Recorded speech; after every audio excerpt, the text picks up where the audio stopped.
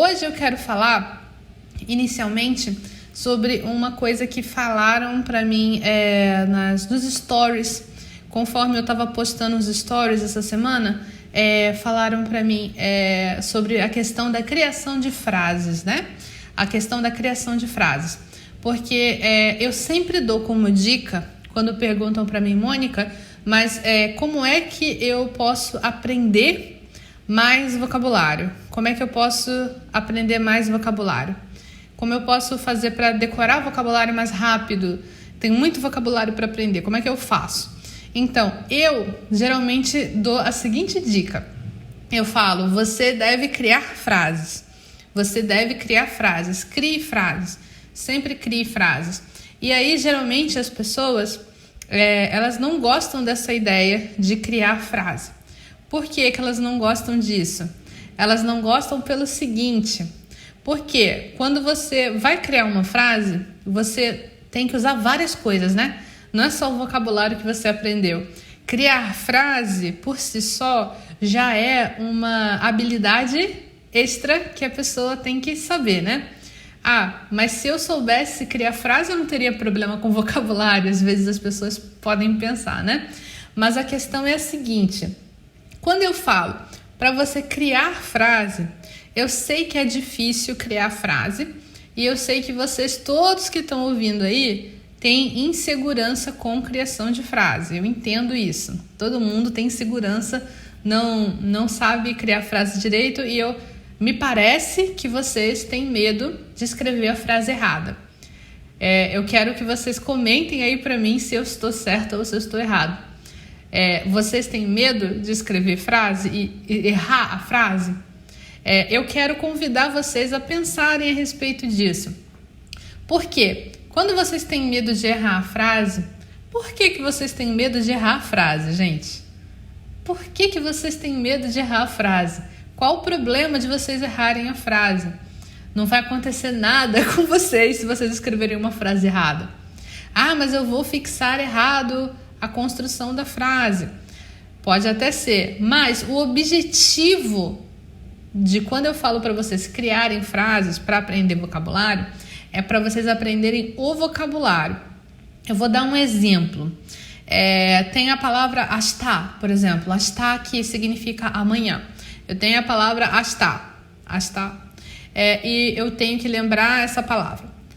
Eu recomendaria você tentar criar uma frase com hasta. Por exemplo, amanhã eu vou para o hospital. Hasta byoin e ikimasu. Mas como é que eu vou saber escrever, Mônica, se eu não sei nada de japonês? Eu sempre recomendo, vai lá no Google Tradutor e procura, tenta montar a frase do seu jeito. Se você já tem algum nível de japonês, você pode simplesmente usar o conhecimento que você tem de gramática, de outros vocábulos, assim, para montar a sua frase. Se você não tem conhecimento de japonês o suficiente para montar uma frase, vai lá no Google Tradutor, pega um dicionário, pega qualquer coisa e tenta montar a sua frase mesmo assim, mesmo que ela esteja errada. Por quê? Qual é a vantagem de você fazer isso? A vantagem de você fazer isso é que quando você cria a sua frase, você simplesmente está dizendo para o seu cérebro que essa informação que você está usando é importante. Essa informação é importante. Essa palavra é importante. Eu preciso saber essa palavra. Quando você usa de verdade, você está dando esse recado para o seu cérebro.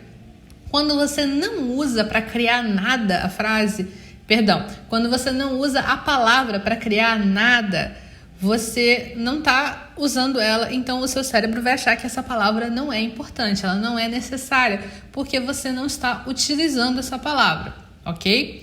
Fez sentido isso, gente, para vocês? Comentem aí para mim, por favor, se faz sentido isso que eu estou falando. Aí a questão de vocês errarem, de repente, a frase, a gramática da frase. Mas eu vou escrever errado a frase e aí eu vou memorizar errado, né? Como se faz. Então, gente, o ideal não é vocês sempre estudarem assim e só assim. Isso não é o ideal. O ideal é vocês terem uma forma de estudar que vocês consigam ver qual é o jeito certo também. Eventualmente, para que vocês possam ir acertando esses pontos que vocês não sabem. Por exemplo, tudo em japonês, para vocês dizerem, vocês vão precisar saber qual é a estrutura correta para se dizer isso. Por exemplo, perguntam muito para mim. Aliás, hoje mesmo na aula numa aula minha me perguntaram: como é que eu faço para falar que eu pretendo fazer tal coisa? Eu pretendo fazer tal coisa. Me perguntaram hoje na aula. Como é que eu falo isso, sensei? Aí eu apresentei a estrutura, que é tsumori. Tsumori você usa para dizer que você pretende fazer alguma coisa, né? Eu pretendo viajar. Ryoko suru tsumori desu. Por exemplo, rainen, ano que vem, ryoko suru tsumori desu. Essa é a estrutura correta. Mas se você não conhece essa estrutura, você não vai conseguir dizer isso. Você vai tentar dizer de alguma outra forma que talvez até seja compreensível para os japoneses, mas não vai estar correto, né? Não vai ser o jeito correto. Só que é o seguinte, mesmo que não esteja correto, se você precisar praticar a palavra ryoko suru, que é viajar, se você precisar praticar essa palavra, você vai conseguir aprender o ryoko suru. Porque você vai criar uma frase e você criando essa frase, você vai dizer para o seu cérebro que essa palavra é importante. Mesmo que você erre a estrutura, o seu objetivo, que é aprender o vocabulário, ele vai estar mais próximo de você. As chances de você lembrar da próxima vez vão ser muito maiores. Muito maiores. Então, a minha recomendação é que você vença o seu medo de escrever frase errada, porque não tem problema nenhum você errar a frase no seu estudo, ok? Não tem problema nenhum você errar a frase. Comentaram aqui, deixa eu até pegar aqui, comentaram aqui, nossa, é isso que eu faço, usando o Google Tradutor, mas fico muito insegura. Comentaram aqui, né?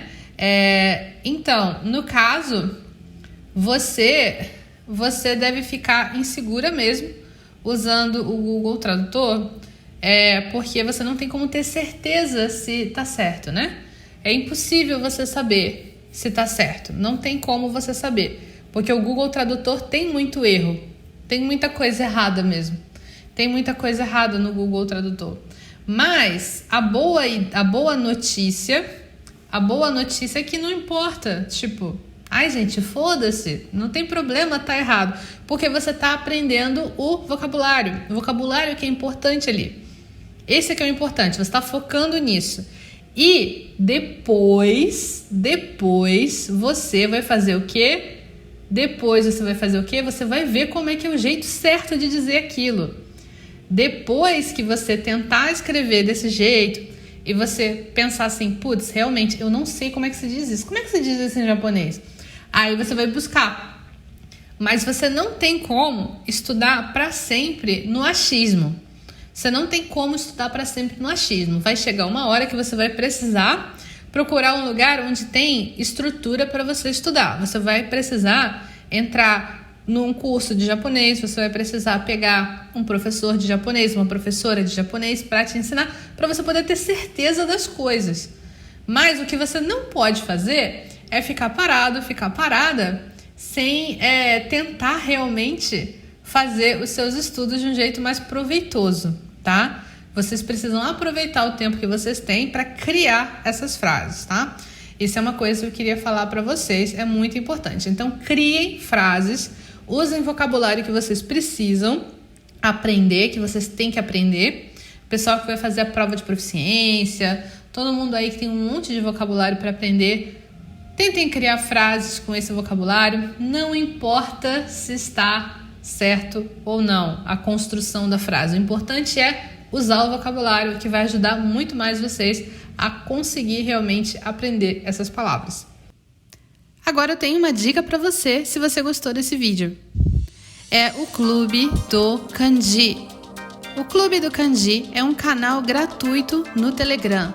Nesse canal, você vai encontrar kanjis, vocabulário, explicações de gramática e também você vai poder participar de uma comunidade com colegas que também estão aprendendo japonês como você.